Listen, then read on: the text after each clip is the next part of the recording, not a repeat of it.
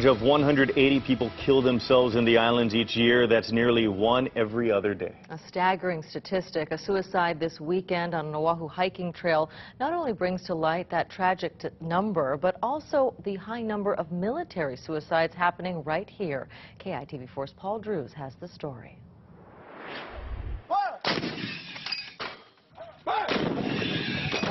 Along with drills to prepare for dangerous missions in war zones around the world, Hawaii's Army soldiers go through training to help spot another potential killer. All soldiers are required to go through an hour-and-a-half of annual training per year, and they conduct that throughout the year, gearing up for the Suicide Prevention Month in September. Brent Oda heads the Army's suicide prevention program. And this is the class that we do our trainings in, which aims to drop the number of active duty deaths.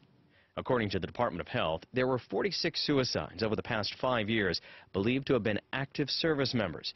That's 5% of the total number of 950 suicides statewide.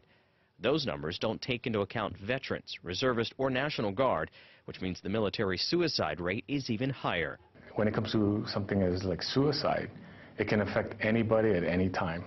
Whether you're a soldier, whether you're a civilian, whether you're a family member, suicide can happen to anybody at any time. The latest military suicide came this weekend. The medical examiner determined the 35-year-old Mililani man shot himself in the head. He was confirmed to be an Army soldier. While war takes its toll on those who serve, some soldiers say during those missions they're focused and part of a team which watches out for one another. Coming home can be traumatic as they no longer have that sense of purpose and may be burdened with different stress or relationship issues, which is why Oda says soldier suicides happen more frequently 6 months to a year after they return. When soldiers come back from either at the deployment, a lot of them are dealing with transitional issues, whether it's with the families or whether it's with stress. Sometimes it could be even financial problems that occur after the deployment. The Army has been highlighting resources available for those who are overwhelmed and now encourages others to take a more active approach to help by taking the time to talk with fellow soldiers.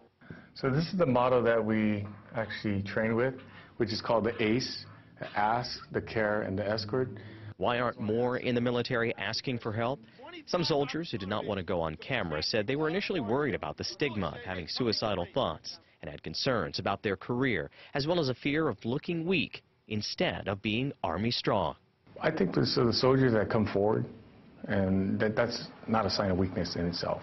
I think that shows a lot of bravery and courage just to come forward. Paul Drews, KITV4 News.